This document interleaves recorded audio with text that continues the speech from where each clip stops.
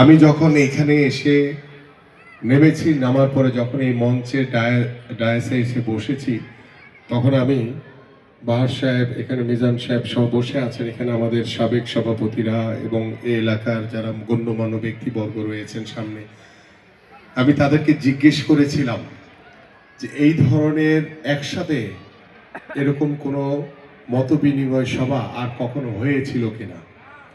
তারা বলেছে যে এটা কখনই হয় নাই, বলেছে এটা আল্লাহর রহমত যে আমরা সবাই একত্রিত হয়ে ধানের শীষের জন্য, আপনার জন্য আজকে এখানে সবাই একত্রিত হয়েছি। আমি আমার পরিবার এবং আমার পক্ষ থেকে আন্তরিকভাবে আপনাদের প্রতি কৃতজ্ঞতা এবং ধন্যবাদ জানাই যে আপনারা আজকে আমার জন্য, ধানের শীষের জন্য, বাংলাদেশ জাতীয়তাবাদী দল বিএনপির জন্য দল মত নির্বিশেষে সর্বদলীয়ভাবে সবাই এখানে উপস্থিত হয়েছেন। এবং আজকে আমি আপনাদেরকে প্রথমেই আশ্বস্ত করতে চাই যে আমরা ভবিষ্যতে কোনো প্রতিহিংসার রাজনীতি দেখতে চাই না। আমি আপনাদেরকে আশ্বস্ত করতে চাই আগামীর যে সমাজ ব্যবস্থা আমরা গঠন করব, আমরা আগামীর সমাজ ব্যবস্থায় যে গুণগত পরিবর্তন আনব, সেখানে সহমত, ভিন্ন মত, ভিন্ন মতাদর্শী যারাই এই সমাজে বসবাস করেন প্রত্যেককেই সমানভাবে সম অধিকার নিয়ে এই সমাজে সবাই বসবাস করবেন ইনশাল্লাহ।